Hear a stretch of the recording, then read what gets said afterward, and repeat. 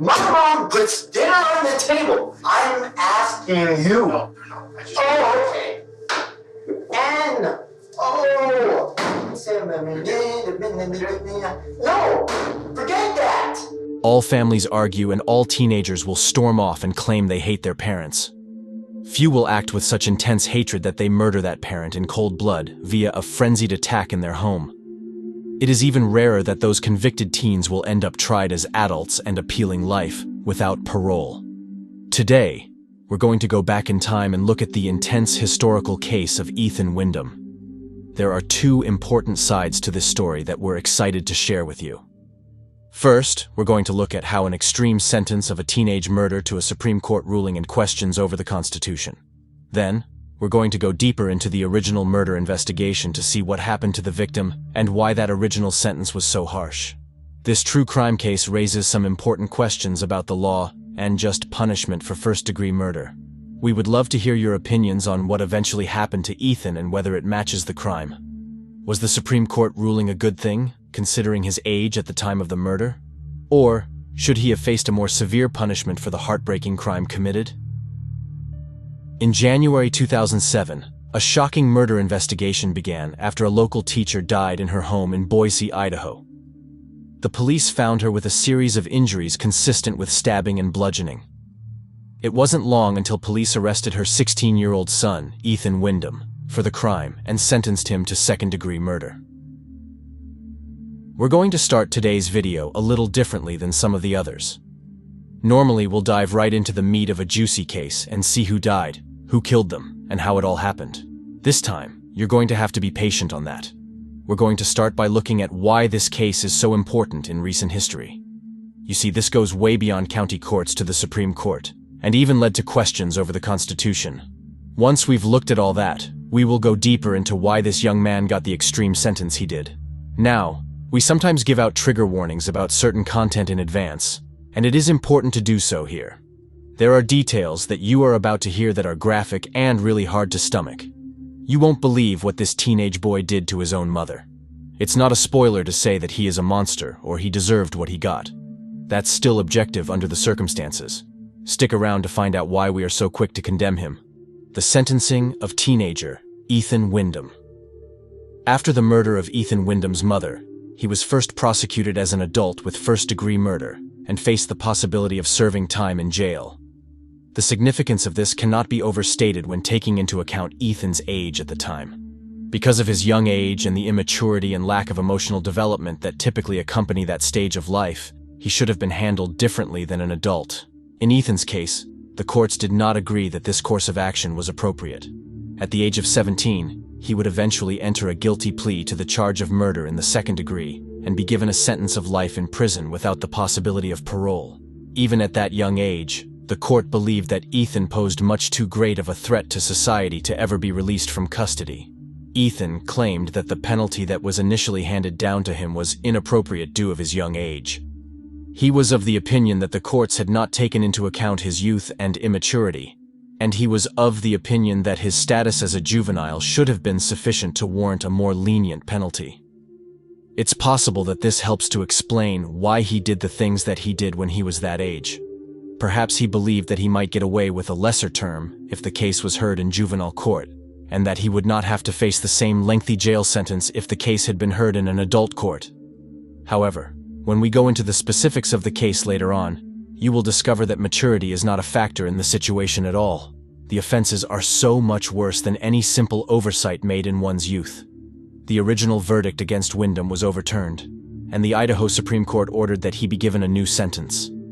They additionally filed an appeal with the Supreme Court of the United States. At this point, the significance of this case can no longer be overstated.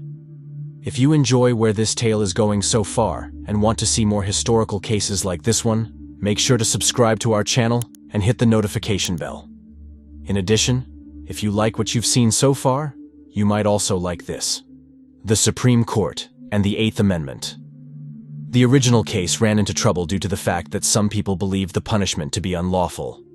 As you are surely aware, in 1789, the Bill of Rights was drafted in the United States in order to fill up some of the constitutional loopholes that had been identified. In the year 1791, these were ratified, and they subsequently became essential components of constitutional law. In the centuries that followed, other changes were established. The 18th Amendment was one of the initial provisions that were included in the Bill of Rights. It is stated in this short section that excessive bail shall not be required, nor excessive fines imposed, nor cruel and unusual punishments inflicted. The clause is only one line long. This means that people cannot be forced to post bonds of $1 million without a valid reason, receive fines that are disproportionate to the severity of the offense, be subjected to torture for their acts, or receive unfair punishments. The penal component of juvenile criminal law is essential for ensuring that children are not subjected to punishments that are disproportionately severe to the gravity of their offenses. We cannot put young children who have died in an accident behind bars for the rest of their lives without the possibility of parole. The punishment that was first handed down to Ethan Windom was found to be in violation of the Constitution by the Supreme Court in the year 2012.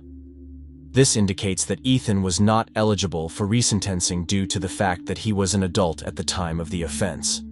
The revised sentence did not take into account his age at the time it was handed down. Ethan was 28 years old when this resentencing took place, and he had already served a sentence that put him in jail for a total of 12 years. Ethan was given a fresh sentence, which said that he would spend between 26 years and the rest of his life in prison. What exactly makes this child stand out to the point where they felt the need to test him as an adult? What about his criminal behavior was so severe that the judges had no choice but to toss away the key to his cell and lock him up forever? As was mentioned earlier, this investigation is extremely explicit, and new information may be revealed that some people may find unpleasant.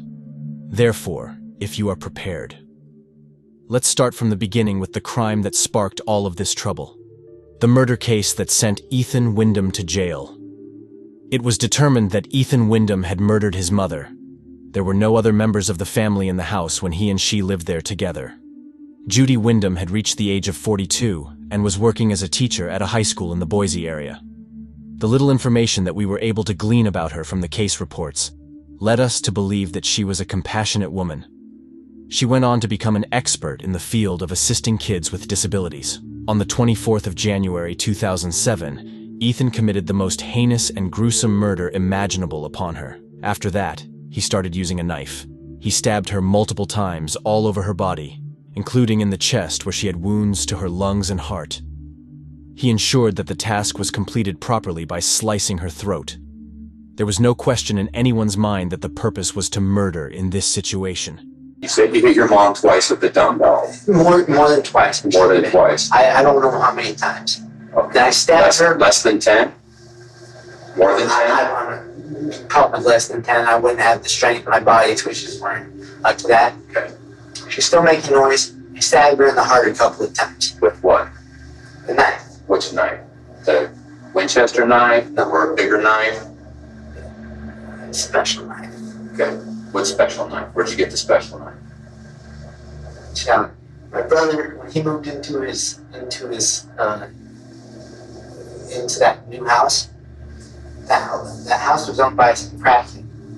Those knives were just lying around. He didn't use those. Okay. I took that one from him because it was a special butterfly knife with a ring finger. Okay. Not many people have much of those. I know how to use a knife Right. real well. But I couldn't get in the angle for the 3-shot kill. What's the 3-shot kill? What are you talking about? One right here. One right here. One right here. You can take it's a 1, a 2, and a 3, and you're dead.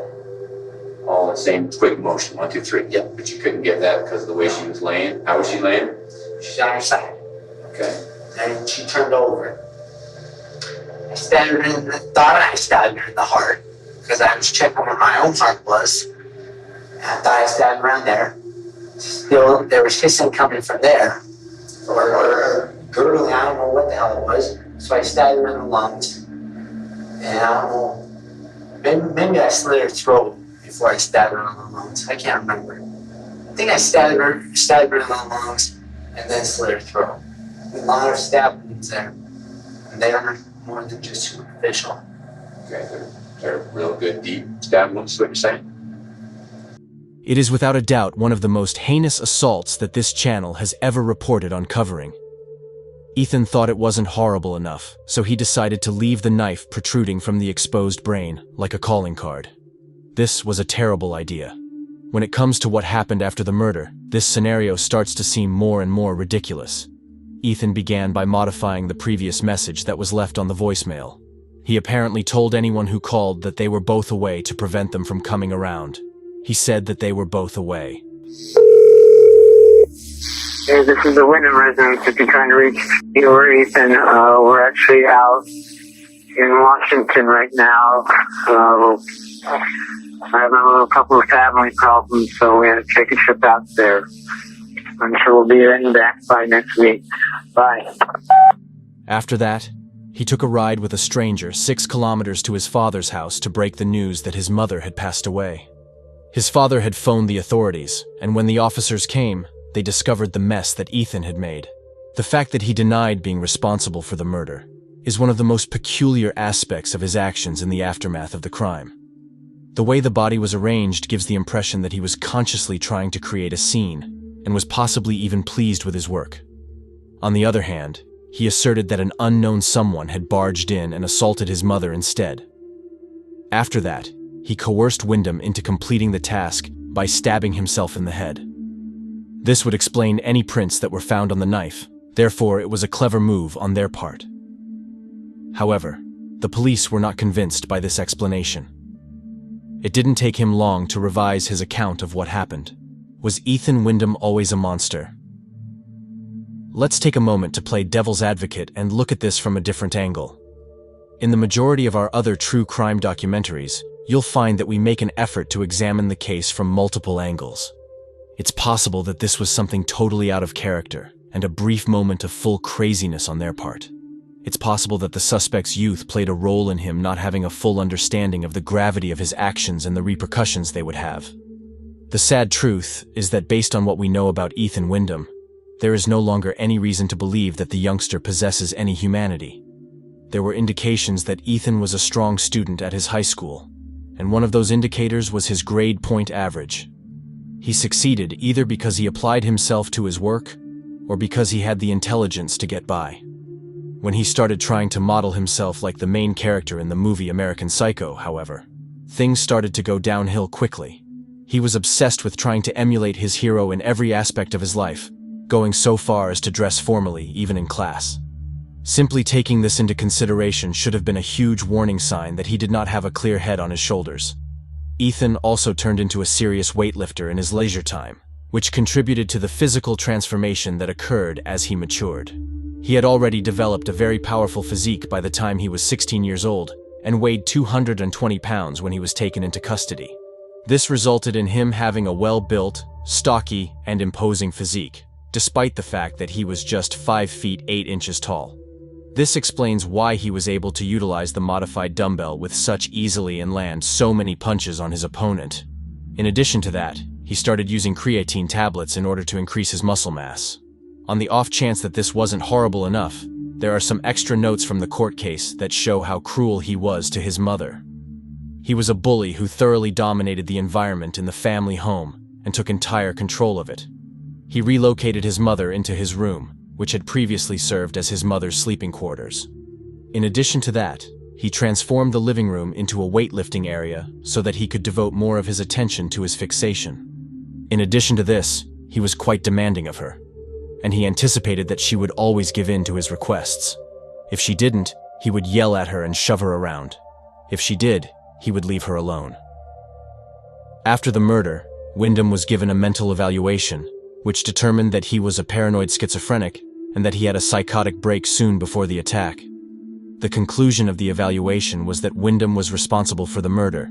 This gives the impression that everything took place all of a sudden. Despite this, additional information points to the fact that this has been in the planning stages for quite some time. Ethan's premeditation and desire to kill. The details of his relationship with his mother show that this was sure to break down at some point. However, few would have guessed the extent of the injuries and how he would end things.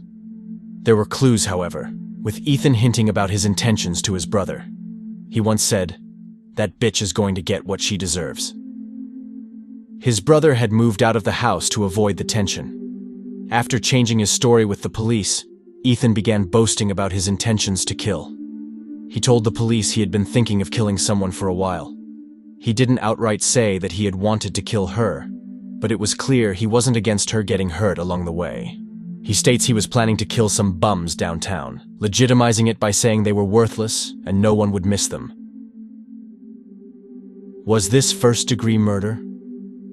The way the courts downgraded this heartbreaking murder case is troubling with the evidence above. It all comes down to the differences between first-degree murder and second-degree murder.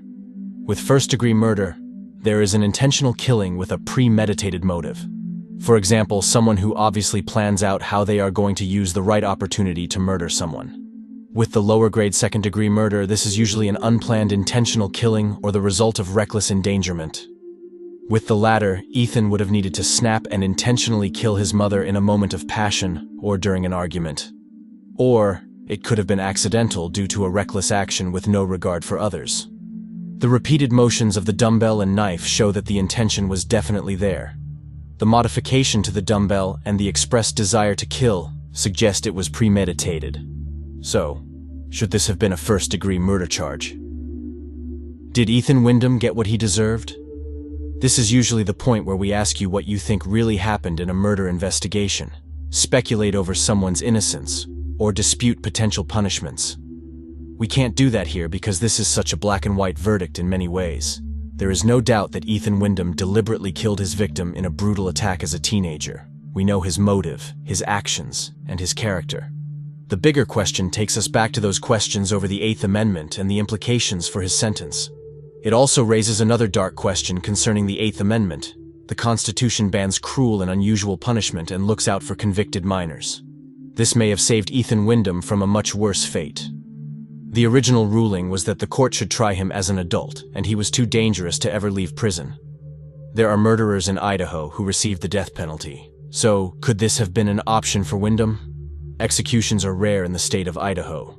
The state legislature states that those eligible must have committed first-degree murder with intention or reckless indifference to life. The downgrading of Ethan's sentence makes him ineligible, but it almost wasn't that way. The last one committed occurred in July 2012, when Richard Levitt died by lethal injection. There is a petition to authorize the execution of a double murderer in progress. Interestingly, the state also reinstated their firing squad to perform these executions if the drugs for injections become unavailable. Is life in prison adequate? So, we want to hear what you think about this heartbreaking case. Was the decision to award this minor life without parole and try him as an adult unconstitutional? Should there have been more leniency due to his age? Or do you think that he got precisely what he deserved for the grotesque details of the crime scene? Is it even worthy of the death penalty? Let us know your views in the comment section below. We're really interested in gauging opinions on this one.